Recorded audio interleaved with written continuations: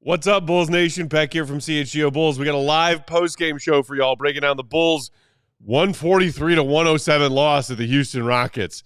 Wasn't even really that close, but we're still here to talk about it. Coming up next.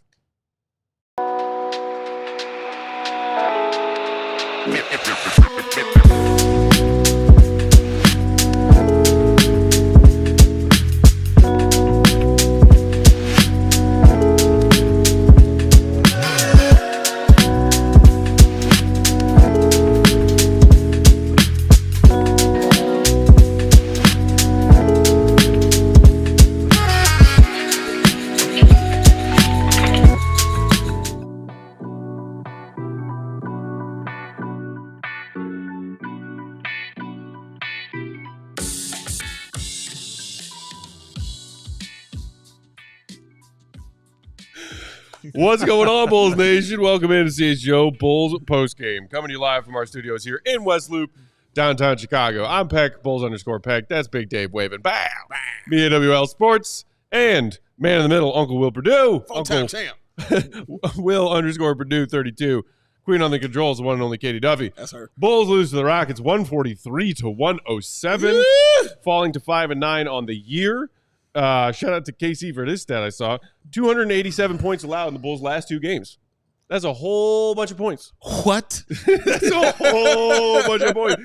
That was the reward for all of you out there who are sadly Bears fans in addition to being Bulls fans. Big Dave, you were there. I was there. You were in the building. I saw it happen. The kick that wasn't. Yeah. I got video proof and everything. Such a familiar fate for Bears fans. It was tough. How you doing? Oh, I'm doing great. Actually, I'm phenomenal. But, man, walking through that tunnel, Will, it was like The Walking Dead. Like, people weren't mad. They weren't sad. They were just done. They were like, we're so sick of this, man. It was just zombies.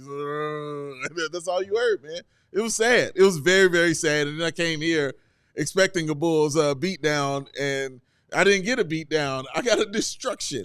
I mean, at least, yeah. Dismantling, as Alex Brown would say. You want to look on the bright side, Purdue, the Bulls made sure this one was over just like 2 minutes into the third quarter. So it wasn't two devastating, heartbreaking nail-biter losses. Yeah. It was one of those. And then dessert was just like, hey, here's a 40-point loss. Yeah, good looking at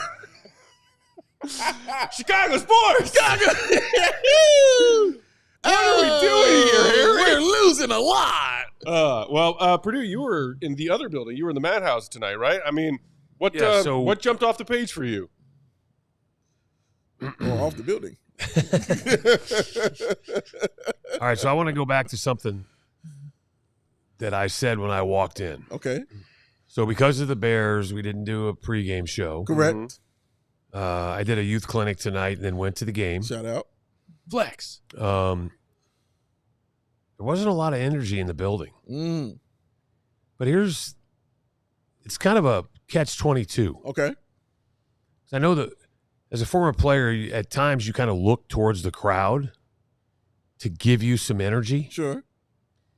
But at the same time, you got to produce something for the crowd to get excited about, to give you some energy. That's a thing. You can't just step up and say, hey, we need your energy. Right.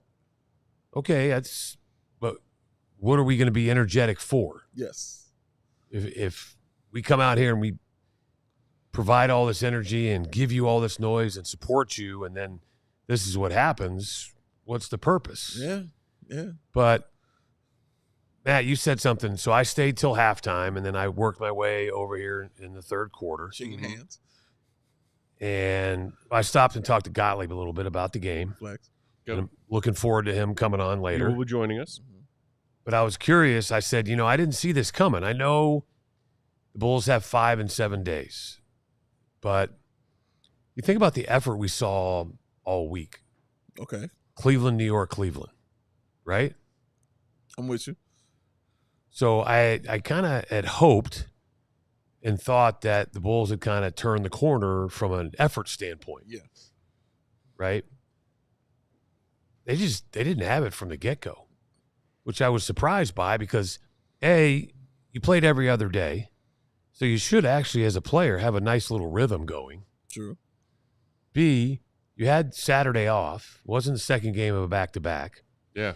And if you were going to see, in my opinion, this type of game, I would have expected it to be the second game of a back-to-back or the third in 4 nights, because now you're going to jump on a plane and fly to Detroit. So now we're curious, okay, what's that effort going to be like? And then you're going to fly from Detroit to Milwaukee. And then you're going to play the Bucks. They're not happy with us. Yeah. And that's somehow a cupcake matchup now. Yeah. They're not happy with us at all. Already beat them this season. Yeah. But I was curious, I thought that, you would at least see the effort, right? Yeah. Yeah. No, they looked entirely flat tonight to me for reasons that are, ungraspable. But why? Right I'm now. curious why I said I didn't see this coming. You're like, I did. Yeah, I thought they were going to lose. I thought so too, but you're talking about the effort. The effort and just because I just, like you said, okay, what did I see? When I was watching the game, I was just kind of like scratching my head. Okay. Yeah. Because it wasn't, I was like, wait a minute, this isn't the same team I saw on Monday, Wednesday, or Friday. Especially against an inferior talent. I'm not saying bad talent. I'm saying, but I still don't think Houston's as good as Cleveland or New York. Okay, now they're younger, they're more athletic, they're active. A lot of things that the Bulls have struggled with in the past. But the ease at which Houston got to the rim, the ease of just, the quick shots that the Bulls took that they didn't make, not really pressuring and collapsing the Rockets' defense. Turnovers, second chance opportunities for the Rockets. Because honestly, the Rockets got off to, like Will and I were talking about, the Rockets got off to a bad start. Shaky start, yeah. Bulls held them under 30 in the first quarter. I think it was like 27-26, They right? didn't, but the point was they didn't capitalize on that. Well, here's my thing, Will. I think the Bulls have struggled with the Rockets over the years. And I'll say with this matchup, they match up with the Bulls perfectly because they play the same kind of style that the Bulls want to play, which is I want to run, I want to get out on the break, I want to, be a fast-paced team. We're going to get up a lot of shots. We're going to have a center that we can basically run our offense from, because Şengün, who had a triple-double tonight, they have the same kind of qualities the Bulls have, but I think they have better athletes on their team. And guys like Fred VanVleet, who is a bona fide for sure guy, who is, a legit veteran in this league who will get you 30 points. He can do those kind of things. And then you have the goon like they have in a guy like Dillon Brooks. So when Dillon Brooks is hitting his shots, it's really going to be a problem for you out there on the floor. But anytime the Bulls tried to run, they were there. And if the Bulls scored, well, guess what? That run was happening right back to you. Yeah. And the Bulls aren't good defensively, but Houston is okay defensively. And I think that's a lot of what you saw right here. Like the Bulls are just bad defensively, but Houston's all right. So at some point in time, that's going to pan and lean towards the way of the Rockets. Now, leaning as heavy as it did with 143 points to 107, yeah, I don't think I was expecting that. But I was expecting them to get beat on. I mean, what's that? 5, 6, 7 players in double figures for the Rockets. The Bulls had 2. And one of them was Taylor Horton Tucker. The second one was THT in garbage time. You know what I mean? And the other one was Zach LaVine with 15 points. So, yeah, man, they couldn't hit those shots. And you're going to have these games sometimes where you can't hit those shots. But when you're playing a team that plays a similar style to you, where it's out and it's fast and it's gone, and they play it a little better than you, because I think the players that they have fit that kind of style much better than yours, you're gonna take that beat down. So there was somebody in the chat mentioned, and this is I haven't talked about it on this show yet, but we'll talk about it now. Sure. I've talked about it when I was with NBC Sports Chicago a lot. This team has a tendency to let a poor offensive performance affect their defense. You talking about the comment from Shy? It seems like when they miss a bunch of threes, they just stop trying everything else. Yes, but it's not even about – there we go. Yeah. It just seems like that when they struggle offensively, it affects their effort defensively. Sure. And it should be the other way around. Agreed.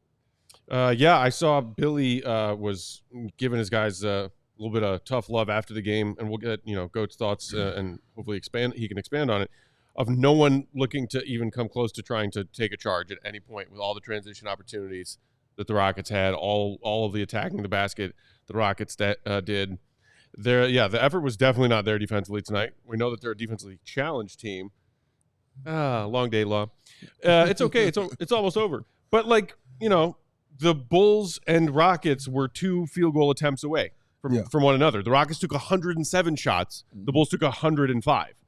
Or no, I'm sorry, that's the other way around. The Rockets took 105. The Bulls took 107. So the Bulls took more shots. But the Bulls shot 33% from the field. The Rockets shot 52. The Bulls shot 25% on 56 three-point attempts.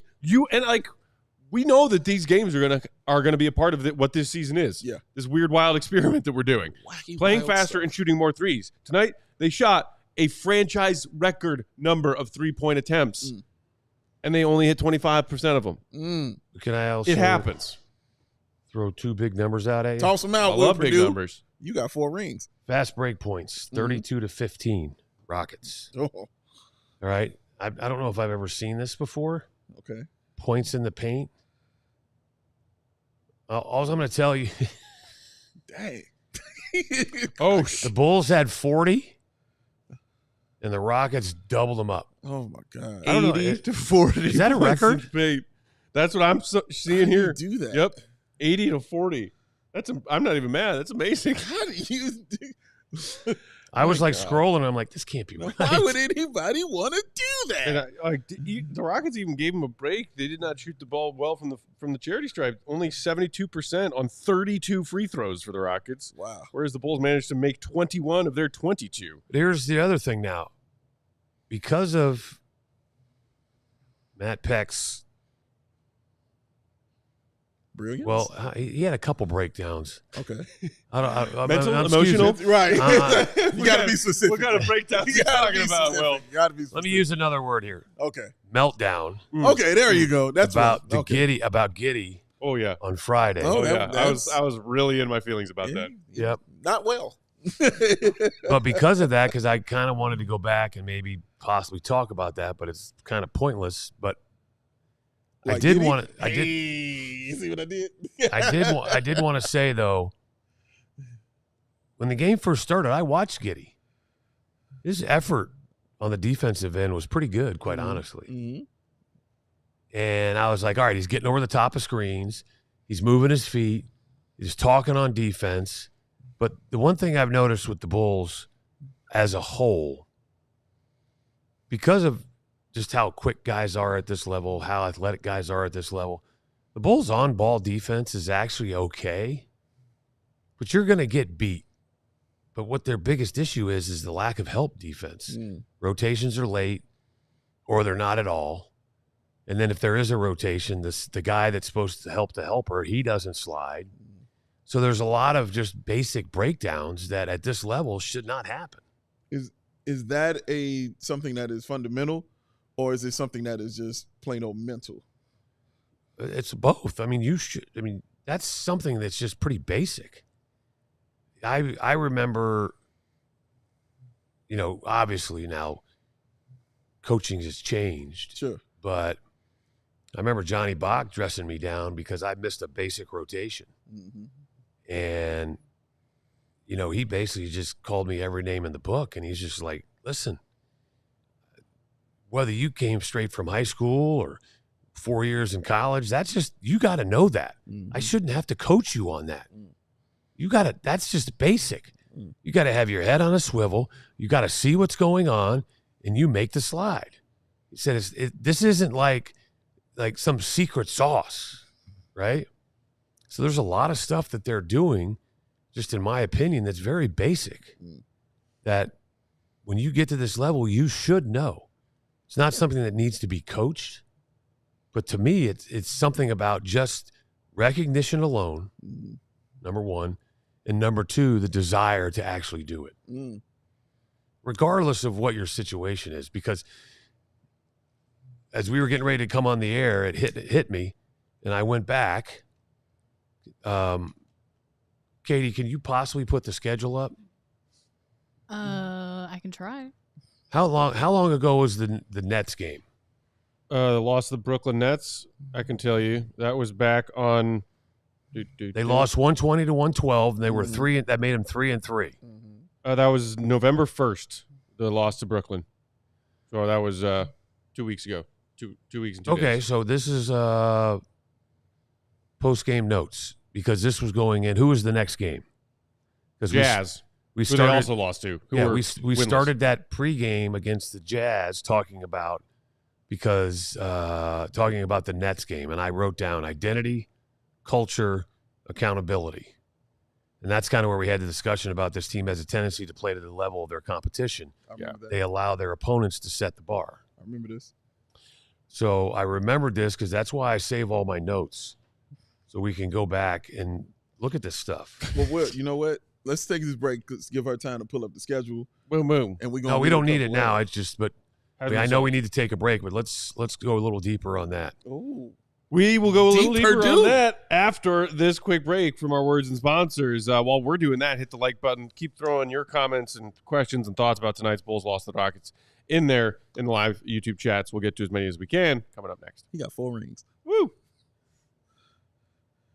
We are sponsored, ladies and gentlemen, by the Chicago Sports Network, the new home of the Blackhawks, Bulls, and White Sox games. CHSN will broadcast more than 300 live games per year across the Blackhawks, Bulls, and White Sox and will feature a full lineup of original Chicago-focused sports content. They are Chicago-based, they are Chicago-built, and they are Chicago to the bone. And they're bringing it to every corner of Chicago across our 77 beautiful neighborhoods and beyond. At CHSN, Chicago comes first. Visit CHSN.com for more info on how to watch the Bulls, Hawks, and Sox games all season long. And after you watch those games, tune in to CHGO and watch the post-game shows for all of those teams right here and on many, many other things like Xfinity, Roku. We everywhere, Samsung Plus. Samsung TV Plus. We everywhere. Check us out on the post games, y'all. Tonight's show also brought to you by Family Farms, whose culinary journey is woven with passion, dedication, and a commitment to crafting the finest bacon-wrapped chicken. Your favorite. Say A bacon. timeless delicacy Yeah. that has tantalized taste buds since 1974. Join them on their flavorful adventure where every bite tells a story of tradition, quality, the enduring spirit of Family Farms. And the tradition continues because now you can find Family Farms bacon-wrapped chicken even easier. Look for them in the meat department at your local Women's Mariano's or Burkott's. Maybe you're craving a taste of home without leaving yours. I am. I did not want to leave my home today after that Bears game. I really didn't. Fair. But I had to. But you don't have to if you want to eat that delicious stuff from Family Farms, the bacon wrapped chicken. Because just go to baconwrappedchicken.com or click the link for their Amazon store, which also includes legendary Rocky Rococo's Italian sausage. Oh, yes, please. And to find out when their new amazing Cajun Nation flavors will become available with that authentic Louisiana bite. Experience the new flavor. It's become a family favorite for generations. Visit your nearest Woodman's, Mariano's, Burkott's, or on the Amazon store. BaconWrappedChicken.com. Wow. Did they send you guys some samples? They actually Yes. came here. They, some of their crew came to the studio a few months ago. Came and cooked up. Had all those different kinds of seasonings, too, Yep. the different rubs. Sure did. Did some grilling. Yeah, it was on the good. grill, doing their thing, yeah. That is right. That doesn't help me any.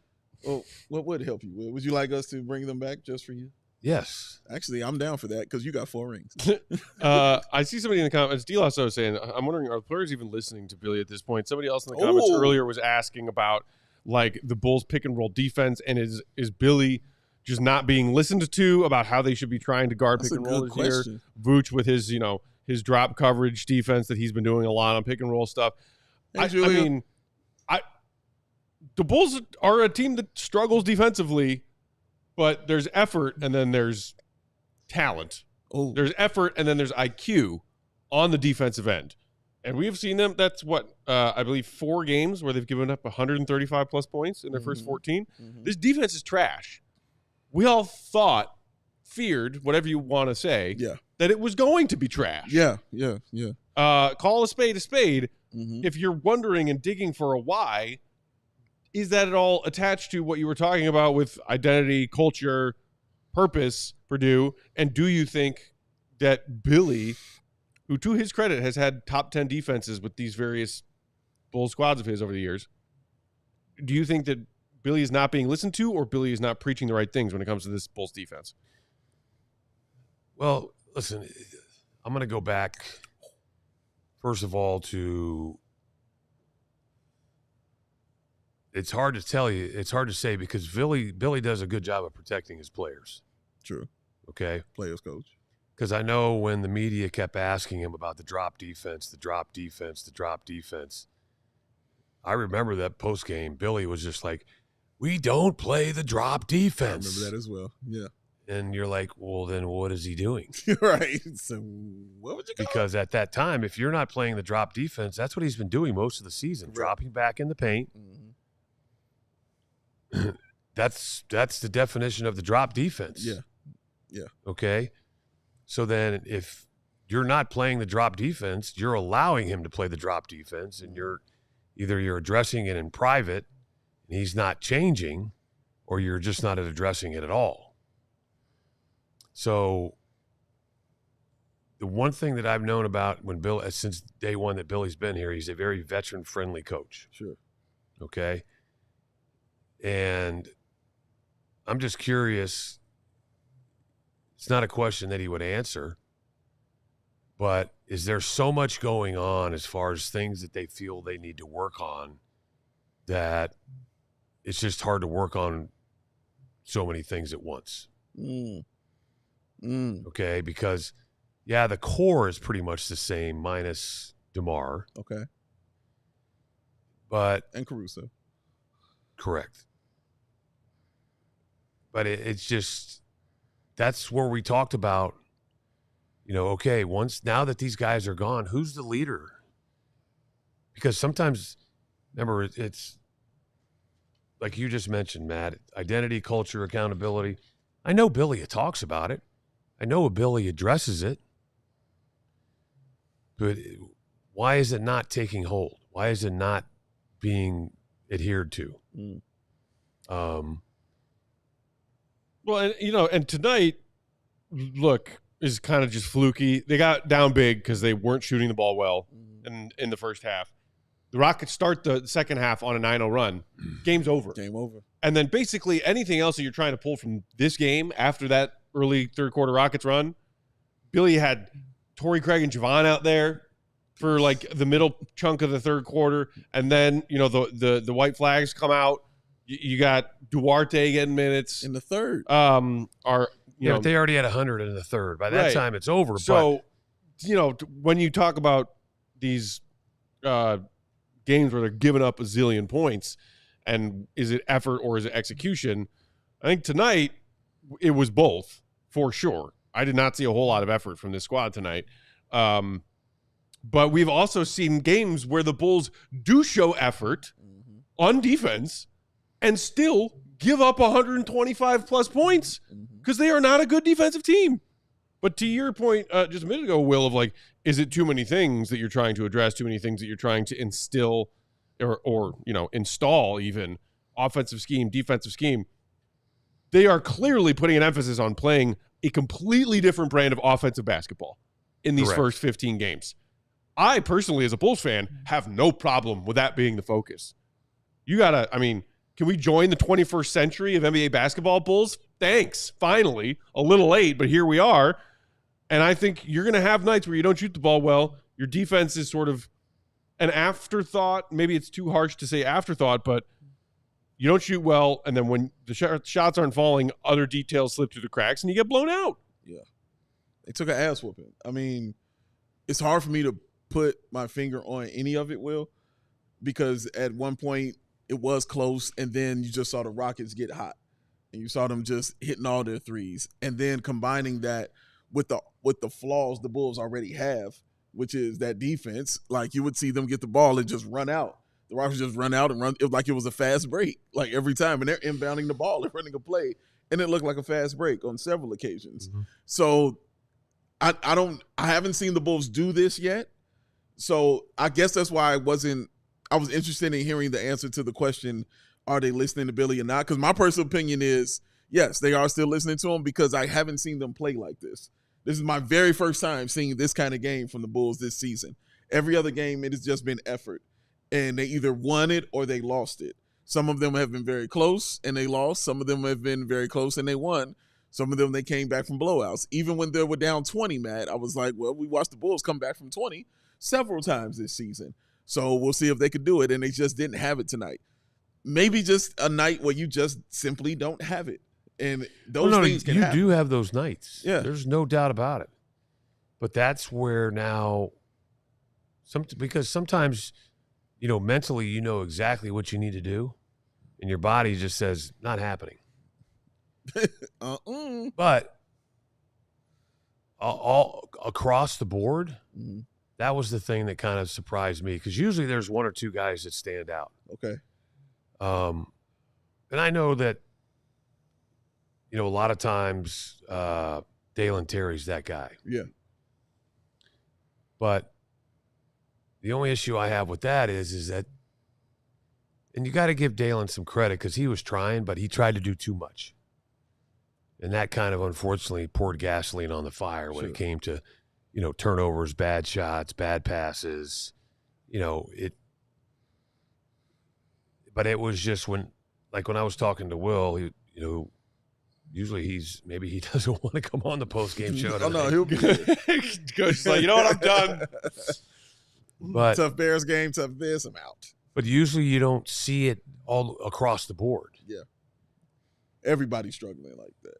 Okay. Because usually there's one or two players that at least stand out about, well, what this guy is, this guy is, things of that nature. But it was just, I'm just sitting there watching the game, and I'm just like, nobody's really, it's almost like these guys all have, whatever they have is contagious. I mean, only one guy in their starting five had 10 shots, and that was Josh Giddey. So that's strange. That's very strange right there. I mean, they also played Tucker had 11. Like Billy. I know. No, I said your starting lineup. Yeah. Billy recognized, hey, this is the front end of a back-to-back, and we're getting slaughtered. Yeah, and he got him out of there. What's the point in playing Zach or any of your starters big minutes? So he recognized that in the mid-third and was like, I see where this is going, the writing on the wall. Go have a seat, because you're right. They got to play a tough Detroit team tomorrow in Detroit, and Detroit has definitely been playing much, much better this season. But, yeah, they did, to counter those runs, the usual things that they did just simply didn't work. Going down to Vooch, trying to get his shot. Vooch didn't shoot well either. I mean, he was 3 of 7, but, again, 7 shots. But only 7 shots. So you got that, and that's not going. Patrick Williams also led you in turnovers as well, with 3 turnovers that he had, and a blown dunk that was just, whoa. That was tough. And Coby White, Coby started out hitting a couple of shots, and then he just kind of went away. He just kind of disappeared as well. Coby White only took 8 shots. You know what I mean? It just wasn't – it just felt like they didn't have that answer for this team tonight. And, again, I've seen the Rockets do this to them before. Yeah. The Rockets do this to the Chicago Bulls, man. They get on them, and they get in them because they play similar styles. But like I said, the Rockets – when they play that style, they have more dudes that can play above the rim. They have more shooters on their team too. And you love Şengün a ton and how he plays. He looks really awkward when he plays, but then you look up at the scoreboard. Triple-double right there on the board. 20, 11, and 11 right there in your face. So, yeah, man, you have to – part of me just like, well, I got to tip my cap to this team right here. They just went out there and they did their thing. They were on fire. I mean, even coming off the bench – Amir Thompson had 16 points, 11 rebounds, and 5 assists off the bench. So they just were on it. And sometimes you just got to give them the tip of the cap as well, Mrs. Corningstone. Yeah, you like that? Will got that one. Gorilla in the comments pointing out that Rockets are a top 3 defense. If the Bulls 3-ball wasn't falling, it was going to be over quickly. Yeah. It was. And it was. There's some Giddey stuff going on in the comments. You mentioned Pat. I do want to circle back to him, but we got to take one more quick break here. Okay. Then come back, talk more about tonight's game, and hear from Will the Go Gottlieb, who hopefully is still doing his job over there in the United Center. That's coming up next. Sleep. That's what Ghost said. Oh, beer! Go ahead, Matt. Get you a sip. If anybody, boy. You're probably ahead of me today. Oh, you were at Soldier Field. Listen, I'm Usain Bolt today ahead of you, brother. I'm way ahead of you today. I've been embracing chill all day long. But Matt right here, he's been embracing chill as well, ladies and gentlemen. And so he can relax and cool out because it's been a wild sports weekend. And he needs to chill. So between work, social media, and the choices life throws your way, it's no wonder you get more worked up because Light celebrates rising above and choosing that chill mindset. Why not turn that rained out barbecue into the Will the Go Gottlieb and Will Perdue 20th annual karaoke house party? Will is now concerned that Will Gottlieb won't show up. Or, after a tough loss, settle scores with an ice cold peace offering. Make the choice to choose chill, then reach for a frosty cold Coors Light. It's mountain cold refreshment because when those mountains turn blue, oh yes, you know what to do. Cold lagered, cold filtered, and cold packaged for a smooth finish. So when you embrace the chill mindset, it's a great time to choose chill. Crack open a cold Coors Light. It is crisp and refreshing as the Colorado Hurricanes. Come on with me, Will Perdue. 4 rings. Make the most out of those times to choose chill and choose Coors Light. Get Coors Light delivered straight to your door via Instacart by going to CoorsLight.com/CHGO Basketball. CHGO Basketball. Celebrate responsibly. Coors Brewing Company, Golden, Colorado. Tonight's postgame also brought to you by Constant Contact. Let's talk about goals for a minute, shall we? Please. How are you tracking with the ones you set for your business earlier this year? Are you close? If not, do you know why you haven't come close to hitting them yet?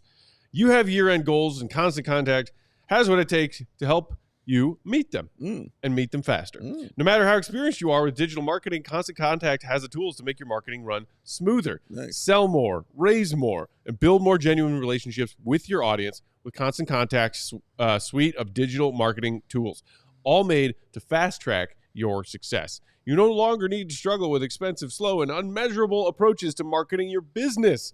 Tap email marketing that helps you create and send the perfect email to every customer.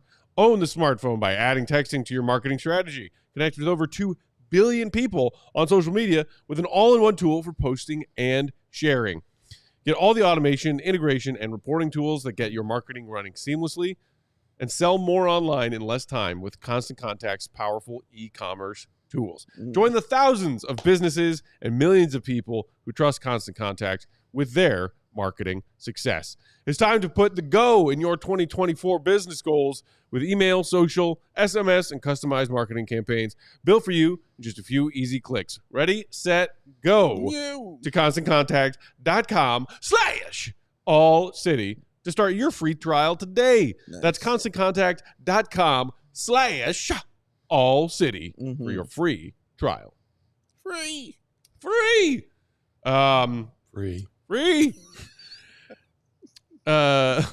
Charles in the comments, if you are evaluating Giddey, not by age, but where for years in the league, look at Coby in previous years. It's similar, so Giddey sucks as much or slightly less than Kobe's development. Wait, what? I don't know if you want to be comparing players like development and projections and but no way Giddey can take the blame. This whole team stinks. Yeah, but bro, not saying that the team hasn't struggled, but honestly, the Bulls haven't truly stunk this year. They've been fun bad. That's exactly what they've been. Charles also said at his age, treat Giddey closer to a new drafted player with potential that shows. Caruso is a bench player, loved, but the trade is a bench player for a prospect. Okay, and I think hold up. Yeah, hold up. I saw some similar versions of that comment of a lot of people commenting on the clip of me yelling about the Giddey trade from the show on Friday.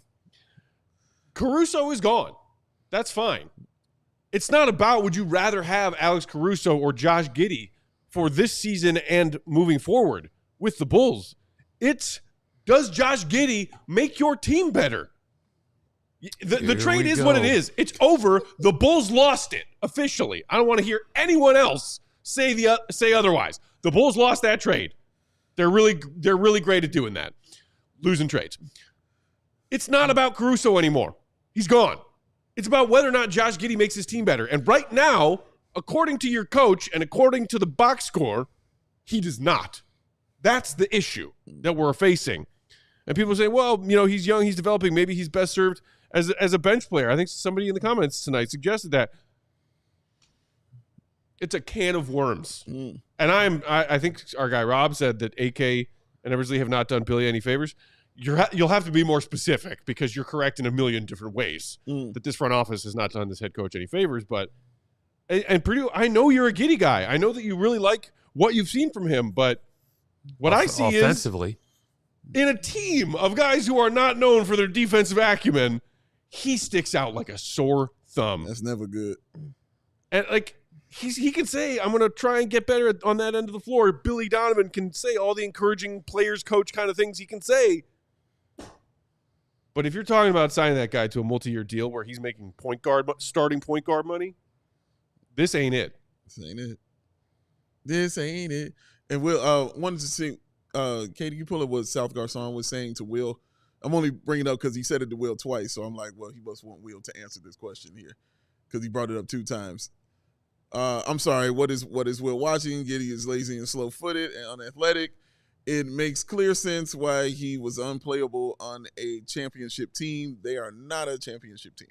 But so Will, is that so? I guess he wants you to explain what you're looking at because he just feels like Giddey is already showing that he's slow-footed, isn't a guy that has it like that. But you and I have talked about how impressed we were watching Giddey play, especially with his IQ playing out there on the floor. On the offensive end, we both know on the defensive end he's been challenging our senses and sensibilities. But what do you say on the offensive end to make you continue to be in the Giddey camp? Well, maybe we should focus on what he has around him instead of just totally focusing on him. I mean, I like him because of his basketball IQ and what he can do with the basketball. All right. What he has shown us is that I think what we could probably say is, let's go back to when he talked about he couldn't play on a championship team. He was talking about OKC. Yeah. The same issues he's having now is what he got exposed with in the playoffs. Sure. Okay. Because a lot of times you can get through the regular season with weaknesses, but every weakness that a team has, plus every weakness that an individual has, is exposed in the playoffs because everything is 7 games. And when opposing coaches make up their game plan, they're like, this is our best opportunity to win going at that guy. And the Dallas Mavericks had considerable success going at Josh Giddey to the point where he sat on the bench a lot in clutch situations. All right. He said he's worked on it. The one thing he has worked on is his 3-point shot. But what the hard part is that unless you play a lot in the offseason, it's hard to technically work on the defense.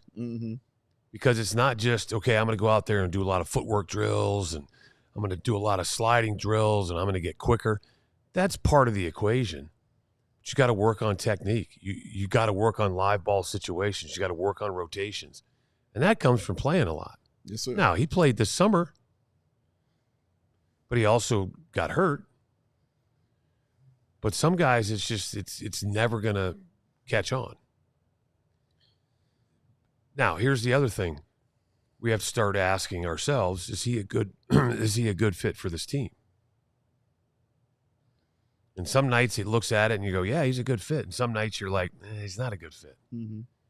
So what we're talking about here at the moment is on a hole with this team, we're trying to jam a square peg into a round hole. Okay? And that's where you got to ask yourself, okay, the Bulls do a really good job of keeping a lot of stuff private and behind closed doors. Players don't really talk about it. Billy doesn't talk about it. AK and Mark don't talk about it. True. So we don't know really what's going on behind closed doors. The practices are closed. I think it's more than just, hey, Giddey sucks. This team's terrible. There's more to this equation than just that. True. There is more to the equation than just that. And just real quick, Carlos in the comments pointing out Giddey the ball down at point guard who didn't have the ball when somebody else was talking about him getting played out of the rotation OKC with the rise of SGA. That's a good Carlos point. saying, thinking about that, his role was replaced by SGA. That is true. I will counter that with before SGA's MVP level ascension last season, that was the final nail in Josh Giddey's OKC coffin. When he put up his best stat line in year 2, when he was like flirting with like the not quite triple double numbers, that year when he was playing the role he was meant to play in OKC, his on-off numbers were bad. They were better with him off the floor than on the floor. Yeah. So it's not just a guy who lost his role as we're trying to figure out, is it a square peg in a round hole in Chicago, or can the fit be there? And I know I'm very firmly expressing my opinion right now that I don't think so. We'll see. 14 games down, 70 whatever to go. I think I heard a jingle, so let's get the other Will's perspective on this, shall we, Katie? That would be 68. Yeah, I'm not a mathematician, Will.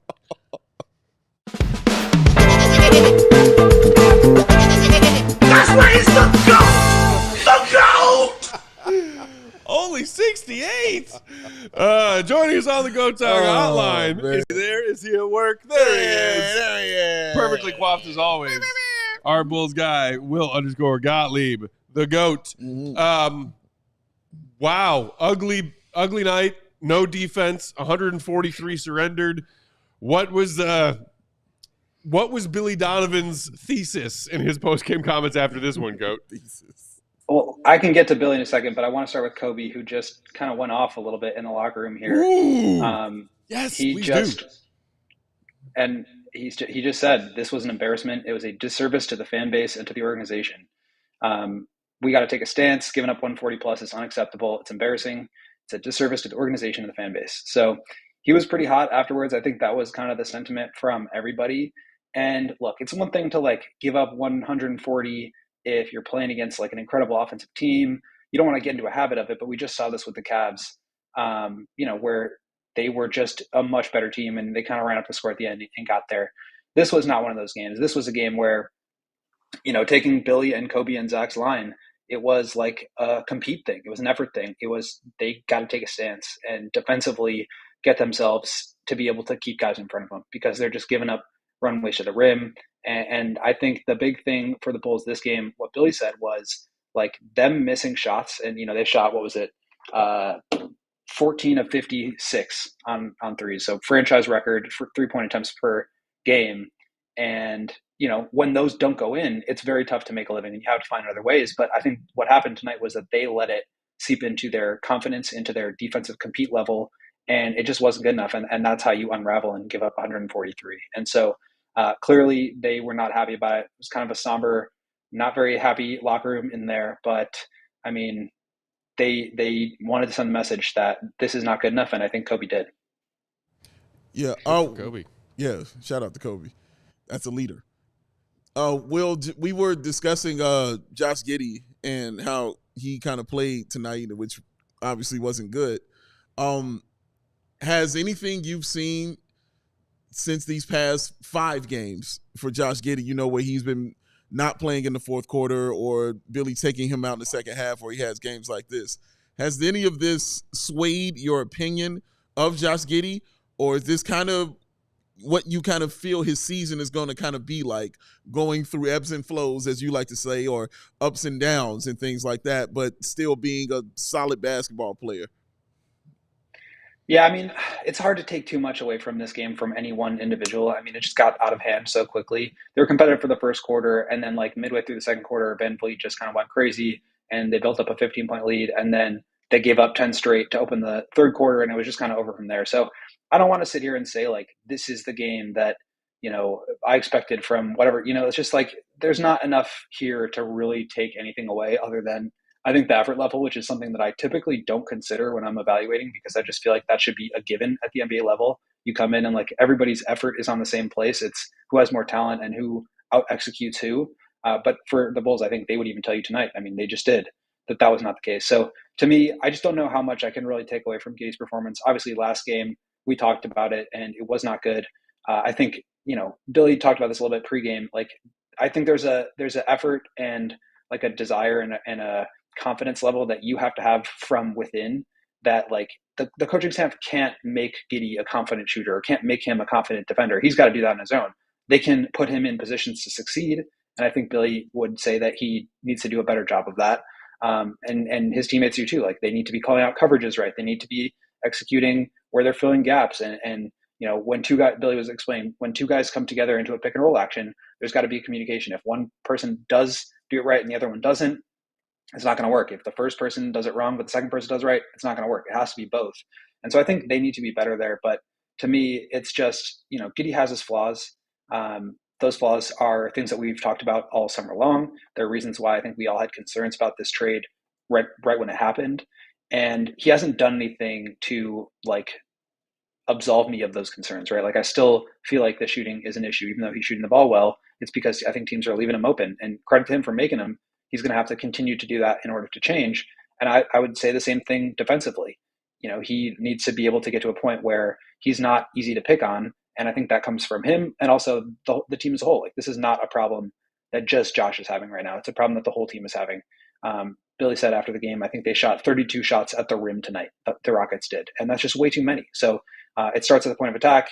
There needs to be better, you know, help on the wings and filling gaps. And then there needs to be more rim protection.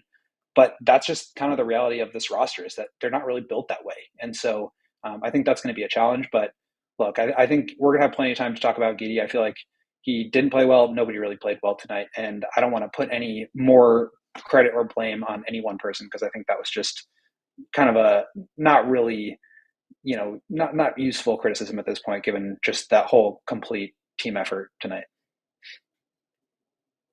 Hey, Will, you and I had an opportunity to talk a little bit Flex. Before I left.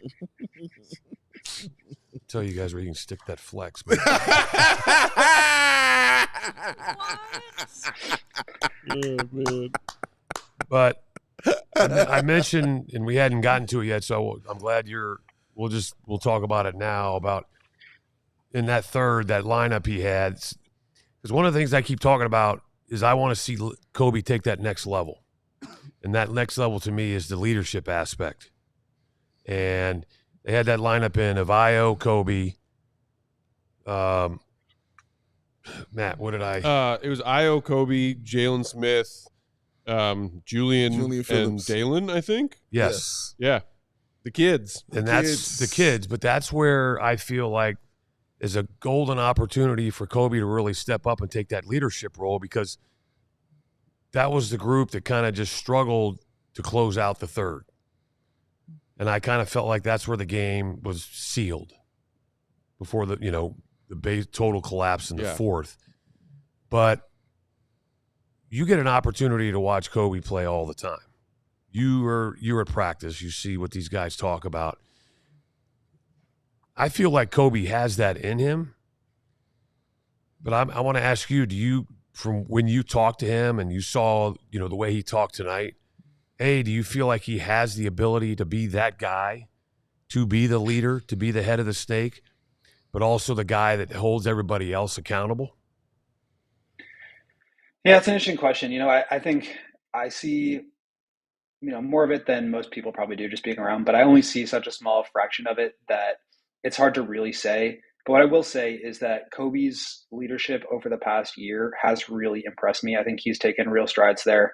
And I think you can see that in his game. Like there was a moment, I think, end of the season 2 years ago, where he started to figure things out a little bit more and started to have a more secure role when Patrick Beverley was moving into the starting lineup, and it was Io and Coby off the bench with Patrick, and he started playing a little bit better, and he had a big moment in the Miami Heat play-in game, and obviously Billy went the other direction and closed with him off the court in that, and that was the end of the season. And then coming into that next season, I feel like something clicked for him, whether it was his workout regimen or, just getting better. I think that happens with guys at different times, at different rates. But I think he just really took a step forward in terms of understanding how good he is, and then understanding what that means about his position on the team and his ability to be a vocal leader on the team. And so I think he took huge strides last year with that. But now you enter a situation this year where there's no DeMar, there's no Caruso, and those were really the two guys in terms of vocal leadership on this team. DeMar on the offensive end, Caruso on the defensive end, that were calling out plays, that everything was running through, that they were kind of the infrastructure for the Bulls on either side of the ball. They don't really have that this year. And so I think it's a challenge for a guy like Coby, where obviously he's capable of being, an offensive supernova. We saw that in the playing game where he had 42 or whatever it was. We've seen that at various times this year. He had 29 the other night. He's an incredible offensive player, and I think he's really stepped into a leadership role on this team because that's what the team needs of him. And so I never want to say like a guy can or can't get to a certain point or can or can't do something. Like I never want to put that on a player. I tend to think about it more from the perspective of the organization of like, what do we need to do to put this team in the best position to succeed? And I think Coby's well able to be the guy in terms of leadership. I think the question is like, can you put the right skills and roster and talent around him so that he can be successful from a team standpoint? But in terms of his actual leadership, I think it's more of a challenge this year without DeMar, both from an on and off court standpoint, where he's now having to be the guy who's creating a lot of the offense. I know Zach is back and Vooch is playing better, but if he's going to be the primary ball handler, it's a tough step to take from last year where he was playing so much and so well off of DeMar. And so I think there's going to be some growing pains with it, but that's, I think, the thing that has been most impressive about Coby to me is just his ability to look within, continue to get better, continue to grow, and understand what he needs to do in order to put himself in the best position to succeed. And I think you're starting to see more of that. And it's just a little bit different this year, but he's, I think, definitely finding his footing as a leader with this group. Real quick, before we let you go, just curious because you have had a lot of these conversations with us about Patrick Williams out of the gate this season, playing on the new contract. He strung together some really nice games, and then tonight happened. Did he look as lost out there to you tonight as he looked lost to us watching?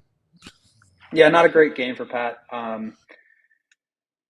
He had the missed dunk in the third quarter and then 2 missed threes. And I think it's like, again, what I mentioned about what Billy said, like, I think that was true for everyone, but I think you could especially point to Patrick, who, what was it? 2 of 9, 1 of 7 on threes. Like, he has to be able to find ways. And Billy said this too, like, you have to be able to, as a group, find ways to win games when your shot is not falling. You can't just be a team that's like, oh, we're making shots today, we're going to win. And, oh, we're missing shots, we're going to lose. Like, if they want to get to a higher level than that, they need to be better in transition. They need to be boxing out. They got to be getting offensive rebounds. They got to be buckling in defensively and not letting guys just straight line drive past them. Like, I think that all those problems that we've talked about with this group, I think you could put on Patrick as well.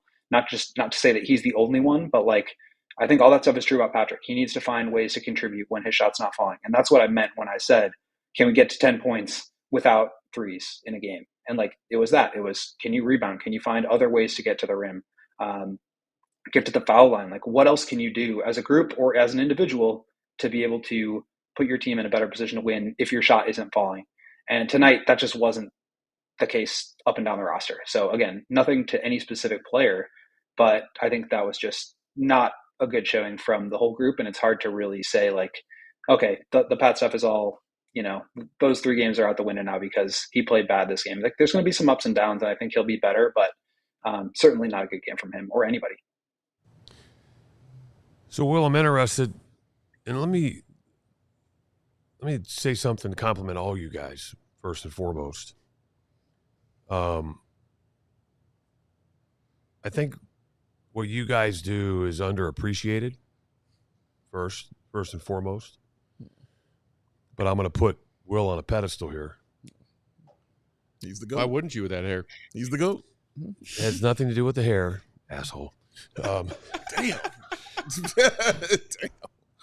Wow. But the stuff that Will writes is really in depth. It's succinct. Mm-hmm. I mean, I've found myself like searching out his articles because I think that, I'm not sure where you learned about the game, but the knowledge you have and the way you translate it into words is really good. And I love reading it, because sometimes you can read an article and you'll be like, what the hell did I just read? Right? But I always feel like I'm learning something that either I didn't focus on, I didn't think about, but I wanted to preface it, what I wanted to ask you with that, because, I really want to know what you think So we're 14 games in.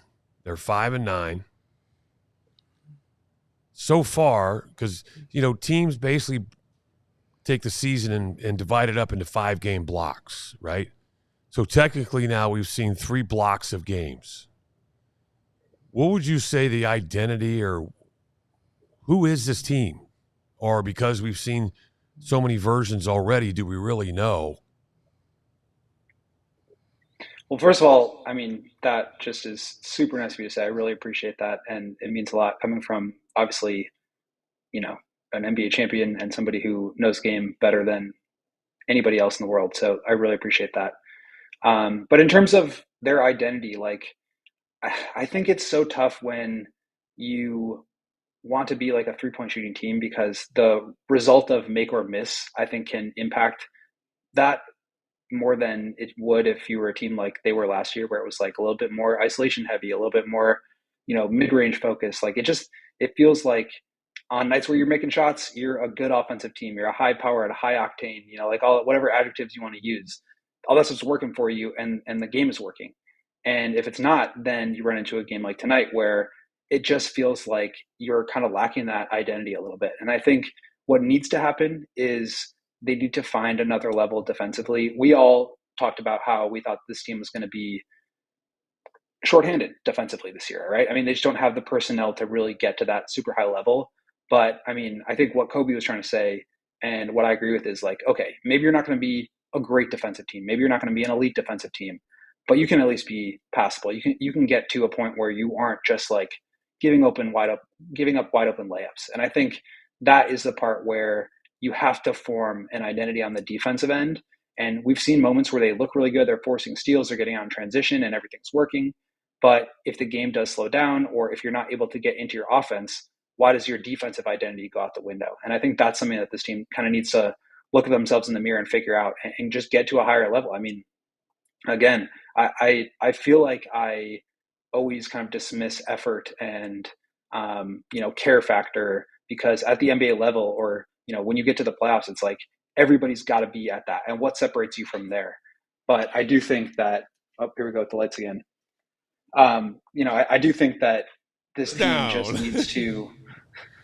This team just needs to find out a little bit more about who they are on the defensive end, and I think that it will make some of these offensive nights not look like such a disaster. But I mean, it's a great question. It's something that I think this team needs to really look themselves in the mirror and figure out about themselves. All right, Go. We appreciate the time. Will_Gottlieb is where you can find that man. And to echo Uncle Will's ringing endorsement, read his stuff. ALLCHGO.com is where you can find it. We save the very best of it for the diehards only, so sign up to become a diehard if you aren't one already, so you can read Will's stuff and become smarter. I got one more about basketball. You got one more? Yeah, but it's not about basketball. Okay. Your hair. That's correct. Mm-hmm. Do you really not put any product in there? None? I sometimes put like a little moisturizing cream, but no, not really. That's more for like scalp dryness than like hair texture. So you woke up like that this morning? I woke up like this. I gotta do some mangling, but it's not. Woke up like this. Just roll right out of bed. What, when you woke up, it was too neat? It's like, it's too perfect. Yeah. And the Bulls giving up 143, maybe a couple of these throughout the night. All right, buddy, get home safe. We appreciate you. We appreciate the work. We'll talk to you tomorrow. Bulls Pistons, babe. Thanks, guys. We'll talk then. Yes, sir. Will they go, Gottlieb? Will_Gottlieb. Real quick, before we get out of here, I know, Dave, you wanted to ask Perdue. We did see some modest minutes. Yeah, I have several questions for Will Perdue. But then also mop-up time. You and our guy Mark Janowski were on the call for a Windy City game featuring that very same modest Buzelis last night. Mm-hmm. What did you think? I think that so there was the Stevens kid from Motor City. Mm-hmm. He was going at Modest last night. Yes, he was. Because he and that's why I think it's imperative for Modest to play certain games in the G League. Not every game, certain games in the G League. because I think it can be very beneficial because, A, he's going to play a lot of minutes. He's going to get a lot of touches, right? And his defense is going to get tested because guys are going to go at him. Because what is the goal of the G League? To get to the next level. Sure. So how do you get to the next level? If a Dale and Terry, Modest Buzelis is down playing a game, you're like, hey, these are guys on guaranteed contracts. You know, this is a guy, if I have a good game, maybe somebody will notice. And Stevens was going at him. He didn't hesitate, and I liked it. I also liked how Modest responded. Yeah. He obviously, in my opinion, played a lot better in the second half because I think he adapted. He did. Because the one thing when we were talking to Billy III prior to the game, he talked about how physical Motor City plays. And I also love the officiating or lack thereof because I thought they let them play. And the officials were very consistent with calls on both ends of the floor. They weren't great. So how do you as a player adapt? That's one of your jobs besides, game management, but it's adapting to the officials as well. And I thought it took him a while, but he did. And he started making better decisions at game speed.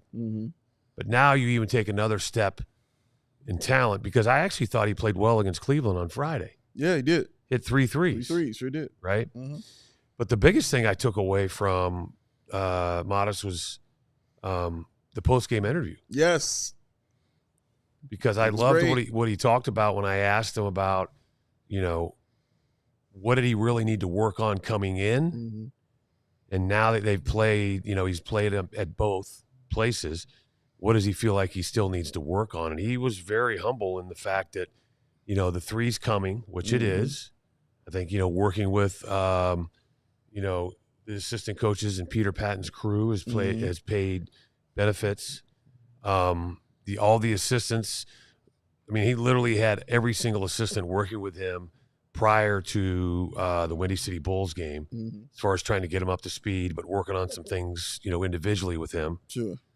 And him talking about how, his defense has got to get better.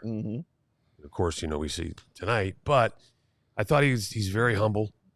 I think he understands he's got a long way to go. Yeah. And I love the energy of which he plays with, but also the realism, in my opinion, of how he looks at himself. Yes, because correct. How he talks about himself and how he acts is two different things, in my opinion. Because if you watch him and you watch his body language and you watch how he plays, you're kind of like, he's that guy that's kind of, there's a fine line between confidence and arrogance. You're like, that guy's kind of leaning on the arrogant side a little bit. But when you actually talk to him, it's all confidence. He's nowhere close to being arrogant. Not even close. But he plays with a chip on his shoulder, and he's got a long way to go, but we're seeing those flashes of him learning quickly. Yeah. Okay. So the question is that when he has situations, and the thing about Stevens going at him, the guy was just stronger, faster, more experienced. So that was a good learning lesson, even though it was a G League game. Now take that guy and ramp it up like 5 or 6 notches, and he's going to be playing guys like him and better every single night. So how does he adapt? Do I want to see 143, 107 blowouts? No, but that does give him the opportunity to play, and he played, 16 minutes. Yeah, 16 and a half minutes tonight. 3 rebounds, 2 of 6 from the field, 2 of 3 from 3. So, Love it. that the shot's coming. Yeah. Even if he can just get reps up and get shots up this rookie season. But it's just learning how to play, not only the pace of which the Bulls want to play, but that's the one thing when you talk to guys like Biggs, talk to guys like Modest that play numerous positions, just adapting to the speed of the game. Because, in the G League, there's certain guys that just are quick. You get to the NBA, they're all quick. They're all big. They can all jump. They can all do this, that, whatever. Now, you do have guys like Seguin who play below the rim, and you do, but yet, and guys like Jokic and stuff like that. But I think this is a patience thing with him. He's going to show some some minutes where he plays really well, and he's going to have some minutes where he just looks really bad. Yep. Yeah. That's okay. Part of being a Rook. I wanted to ask Will, and also Katie said to get those likes up, ladies and gentlemen. Make sure you get those likes up. Don't make her come after you. All right? It's a Sunday. We're supposed to be chilling. Don't make her get up there. Don't let her do it. No. You don't want that. Get those likes up, ladies and gentlemen. Get those likes up. Thank you. We appreciate you. Will, want to talk about your fashion, because when you were doing the game, you had on a smooth salmon-colored suit jacket, sir. Can you talk to me about that? Who picked that out? What made you decide to go with that? Oh, my wife. It was like an Easter Sunday thing. My wife picks all my stuff out. Not this casual stuff. Oh, I know she did. Yeah. You chilling. But she, when we went to the tailor, she picked that out. And she goes, Taylor, that's a flex. Because I looked at it and I was like, and she's like, no, it'll look good. Believe me. She is correct. It looked amazing on you, sir. You looked Same awesome. thing when we bought our house last year and she showed me some paint colors. I'm like, what? She's like, you just got to trust me. And it worked out great. And it was awesome. I liked in the interview when you were talking to Modest, the advice you gave him about how he can get the ball a little bit more. Can you cue people in on what you told me? Was it by telling him to rebound? No, he was actually, the Windy City Bulls, as Billy III talked about, they play very similar. They play the same type of offense, so he doesn't have to make that big of an adaptation, when he's going down there to play. But there were some times where he busted his ass and they didn't make the pass. That's true. And I was kind of joking with him, but I was being serious about, hey, you got a guaranteed contract, my friend. You're a lottery pick. You take these guys out to dinner. Talk to them about, hey, try not to look me off. Let's go out and have a nice meal. You can afford it. And these guys might get you a few more passes, pad them stats down in the G League. I like when Modest's response was, oh, yeah, they're going to hear about it. Don't worry about that. We're going to talk. The young man is confident and likes to talk. I love it. Man. I love Modest. We are just about out of time. But, yes, as Dave said, as Katie said, hit those likes before you get out of here. Real quick, Rick Ski Man wanted us to point this out, and I meant to and forgot. Biggest thing that happened on the positive side tonight, Patrick Williams got a technical foul. Yeah, he did. Is that a first? Is that a career first? I think he's had one before. No, I think that's his second, actually, if I remember correctly. There was a whole joke about DeMar being like, yo, I want Pat to get a bunch of tags. I will pay for them. I'll pay the fines. And he still wouldn't do it. Yeah.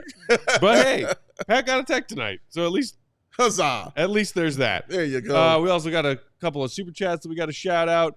Shout out to our guy, AK, who threw us some super chats tonight, saying Giddey's looking more and more like a bench role player per his shooting and defensive struggles. Losing Caruso, did we lose the trade? Yes, I believe we covered that. In my opinion, yeah. AK also with a $10 super chat saying this Bulls D allowing 70 points by half. Giddey needs to come off the bench. Teams look to get him on switches. Of course, it was jacking up threes, Break City. The team looked unprepared. All yeses across the board. Bulls were not prepared tonight. They were jacking up threes, and teams are hunting Giddey. It's what teams have done for a while now. Shout out to Zats, who threw us a super chat from Zats saying AK is not making things easy for Billy Donovan. Is that from Breakfast Club? He is not. I believe so. That appears to be, what's his name? Actor. Emilio Estevez. Estevez from Breakfast Club. Yeah, wearing his school jacket and the blue hoodie. He was hoodie. the wrestler. Katie, have you heard of Breakfast Club? I'll do you one better. I have seen the Breakfast Yes.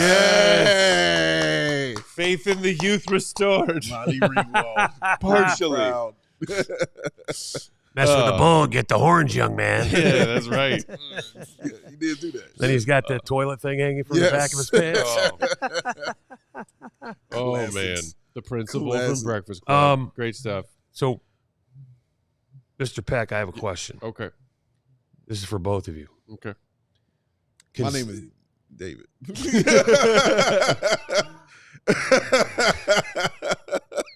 I appreciate you. Just like you, yeah, we already know, you know. Wow. Okay. I've got a name too. This guy over here to my right. Yeah. The handsome, what you call him? The handsome one? He's a handsome man.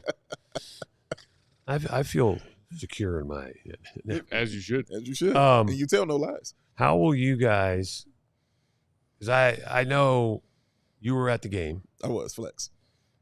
You watched. Dude. Also a flex. We all saw how it ended, unfortunately. Yeah. We saw this. I know I will not be here tomorrow, but how will you guys recover from today? I've already recovered. I'm dead inside. He's just dead inside. Yeah. I knew the Bears were losing that game. As they were getting ready for that game-winning field goal, I knew in my heart something was going to go wrong. Miss kick, block kick, fumble the snap. What? It's Bears-Packers. It's been L on top of L on top of L. Literally nothing but L's for what? 6 years now going on? Going on. And basically since the Lovie Smith era ended, we've beat them what? Twice? About that. Hey. In a decade plus? Yeah, I was ready for the L. It still shattered me, but I was ready for it. I fully came into today expecting an L, and it hurts less when you do that. Did you have a little road rage driving in? No, it was just like road dead inside. I zoned out. Road dead inside. So Okay. I just came up with an idea. Uh-oh. If how you put it is the case, maybe they should do the show from the L. I'm fine with that. Okay. So Big Dave, that's your name, That right? is me. Yep. And occasionally I have to look on my phone. What's his last name? Yeah, Watson. I just know him as Big Dave. That's all it means to matter. How have you already gotten over it? I mean, I'm sure that some of our viewers need some help. yeah. Beer. I I'll don't tell you for take Dave, this it was stuff beer. home. You know what I mean? I don't take it. I rarely take these things with me. Not to say it didn't hurt. Yeah, it hurt. You sat there and you watched it, felt it. It hurt. But just walking through that stadium, the time that it took to get to that stadium and talking to all those Bears fans, I did. And talking to Braggs. And then on our ride over here, like, by the time I got here and saw Alex Browns and Lance Briggs, and we were just cracking jokes for the rest of the time. Like, I was good and over it, man. I was good and over it. Let's get on to next week. Because, dude, staying with it is really where it hurts and where you fail. Because you saw that with the Hail Mary. They talked about that damn loss all week long, Right. and they wouldn't let it go. Like, you have to let those things go and move on to the next week, dog. Like, that's just really how you have to do. And as a Bears fan, like, I've seen a bunch of this before. So I have no more room for that. I got no more room for any of that in my heart and soul, dog. So, yeah, I will move on to the next one. Hopefully I'll watch the national media destroy them so they can fire this bum-ass coach that they got out there. And, yeah, then I'll be happy after that. Why is he still coaching? Why is he still here? Dave, please. Like, it doesn't make sense. Dave, please. It makes no sense, dog. Don't get him going. I'm trying to protect Zero I'm sense. trying to protect my peace for the rest of my Sunday evening. Plus, also, I also do Tavern Style on Mondays with my guy Joey, so I get all of that out of me. And Matt sits and cackles and laughs when Tavern he hears me yelling. style Yes, pizza? Tavern Style's the name of the show. CHGO Oh. Tavern Style. I apologize. Mm-hmm. Thank you. A shorter show. A shorter show. Like tavern-style bite-sized pizza, Yeah. basically. So I get to go in Studio B and yell and make Matt happy. Can we make it very to clear listen to me that yell? that is what Chicago style pizza is? Yeah. Tavern. Not deep dish. Not No, let's it's Tavern not- Style. It's tavern. You want my controversial take as someone who clearly has a lot of food takes. Yeah, it takes my all of it. Let's go. They're both Chicago style. Let's go, Tavern man. style, deep dish. Both delicious, both great, depending on the mood, depending on the time. Mm-hmm. Eat all the pizza. Pizza's delicious. Put it in your face. Shut up. Eat But all don't the forget pizza. the Jardiniere. That's right. That's right. Oh, did you hear about the THC infused Jardiniere that's coming out, Oh, it's Will? on the way, Will. It's on the way. Oh, Thanks, scientists. that's gonna help him get over the losses. There. That's what's helping me get over Bears bags. I'm gonna go We're gonna be doing eat this. some weed yard. Oh We're man, gonna be doing the show, and Matt's used to be like, "Wow." like, Hey, man, you know we just what? gotta let things go, man. would be a hell of a lot better than living here in reality as a Chicago sports fan. That's a fair point. It's a fair point. Speaking of which, let's go home. Let's all get some sleep and try and face the cruel light of day tomorrow. Shout out to our guy, Willie Gottlieb, for hanging with us. That's not so far. crazy. I'm crazy, Katie, for being happy. This dude, the You're cruel both light of crazy. day. My Yeah. God. Will You're happy, Perdue you're is out of Will your mind. _Perdue 32. Big Dave's pal, BNWL Sports. Hey, Shout out tour guide with the go. Basically, if you're driving home, Matt's going to be that guy in the right lane with the four-ways on, driving like 25 miles an hour and the windows fogged up. Yeah. Baby. No, drive responsibly, kids. Yes. We are CHGO _Bulls up, Bulls _Peck. We are back in action tomorrow night, as are the Bulls. Second night of a back-to-back. Taking on the Pistons in Detroit. We will be here for pregame, half hour before, 6 p.m. tip central, 5:30 pregame. Yeah. Until then, shake it off. Shake it off. Appreciate the last second super chat from ISO Noah. Chicago took L's all day. This one took the life out of me. After this show, I'm tapping out. You are welcome to do so. So are we. Yes. Have a great night, Chicago. See you, Red. Be good. Love y'all. Peace. Fucking Packers. They stink. We all silly like the mayor.